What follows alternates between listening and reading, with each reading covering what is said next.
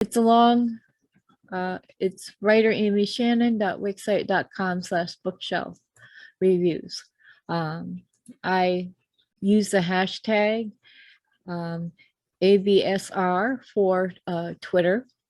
And this is the homepage of my review blog. It actually has links to all my other features. So we want to go to Amy's Bookshelf Reviews, and it is a long address. So if you want to find me, or find this particular page, you can go to a search engine, which I'm going to do right now and show you, and just type in Amy's Bookshelf Reviews, and it'll be your first search on Google. And if you could go directly, because it lists here, directly to the review requests and policies. But I'm going to go back to my book reviews homepage, and I'm going to show you the navigational bar. And we're going to click on requests and policies. So it'll bring us to this page. Now, every time I update a request and policy, I create a blog post, and I also update this particular page and this document. Anyone can download a copy of the policy here. They can download a copy of my donation information, and they can download a copy of my new request spreadsheets. Anytime someone that hasn't made a request before, request a book review, and I grant, I grant them or approve it, I send them an email with a lot of information, but also a copy of this spreadsheet and a copy of the donation information. It's a lot to read. That's why I put it in documentation as well. So I'm going to scroll down just a little bit. Requests and policies. I always enter the last date when any information is entered. The first thing you want to do is make sure that when you're putting information, whether it's in the spreadsheet or the forms, you look for typos or spelling errors, because especially in the email address, if I can't send you an email back, there's no way to get a hold of you. I can't do searches all over just to find out if you have an email address. Not all email addresses are public, and not everyone puts them on their website. The next one is my review policy and procedures. So this one is really important. Basically, I review books of any genre from any author, as long as the guidelines or rules are followed. And I don't read anything that supports racism, bias against any race, gender, sexual preference, or hate. The first review type is quick response. A quick response review is for a future date, a future release. Now, it can be a re-release of like a new edition of a book. It can be a release of a new or different format of the book, such as, say, you have a paperback, but later on you're going to release it as a Kindle or an audiobook. I will accept that. Now, if you are a current author that I have, or a repeat author, which I've reviewed for before, at least once, and the review had been posted, I ask for 30 days in advance from the date of the request to the date of release. If you are a new author and you want your review published on its release date, it must be at least 40 days. These dates, these number of days have changed, so they can better fit authors. Now, I do have what I call an express release review for new and repeat authors, and there's a donation requirement if it's under a certain amount of days. All the information is on my this site right here. So I find it's really important to actually read what I expect. I have rules and I have these policies so they can keep me organized and I can accept as many reviews as possible. There's a lot of extra stuff that I just can't do. I can't, search on the internet for hours for correct information. I do validate the book links. I validate that the release dates when I can, anything that to just make sure all the information that I have is accurate. If you want an express release, you have to do it through email. All any requests, repeat authors or new authors, they have to follow this particular instructions. It's a direct email to me, and it's only for express release reviews.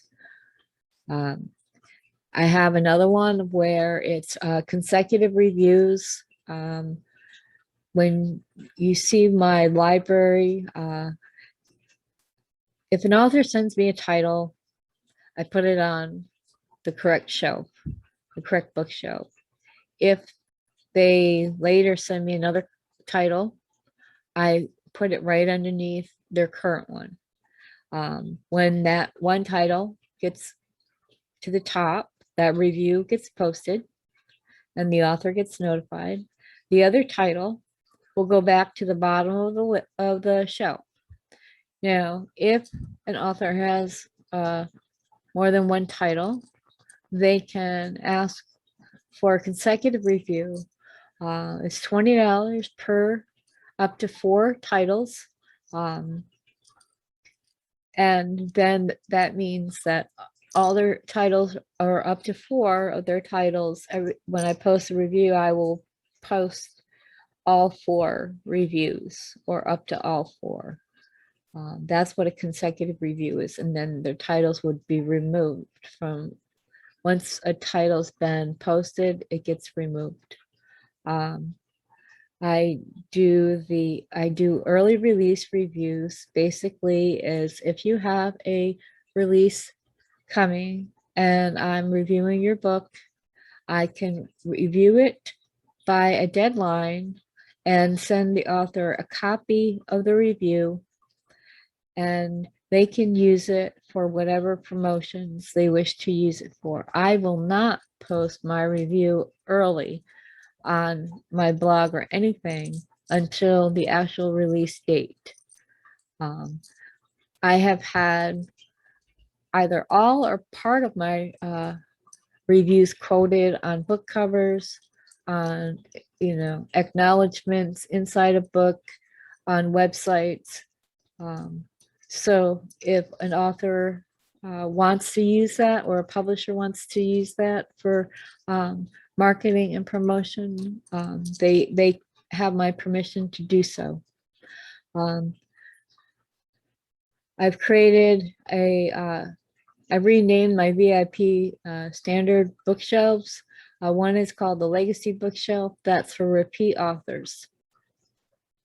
And this gives all the information that I want from repeat authors to include in their email. I added a VIP standard new author bookshelf. And basically, if it's a new author on my list, either sent by a repeat representative, a new representative of the author, or an author does not want to be on the traditional new authors bookshelf, they can be moved to the new standard author bookshelf. I do repost reviews, especially if the book is in a new format. If it's an audio book, that is the new format. I listen to the book and I revamp my review to fit an audio version. If they have updated it or it's been re-released, if it's just format changes, I'll just repost my review if they have a new link or they have additional links. Sometimes the author only gives me 1 or 2 links, and then later they get their book listed on other sites, so they send those links to me as well. I post my books on Amazon.com, US only. International sites, I'm not able to do that because of their rules. I post on Barnes and Noble. If the book is listed there, I will post my review on Smashwords. If the book is listed there and I either have a coupon code or it's a free book, I will also post my book on my blog, and then from that, I share it on my Facebook page for Amy's Bookshelf Reviews. I also share it on my Amy Shannon Writer Facebook page. I share it on Twitter, and I also share the review on my LinkedIn account.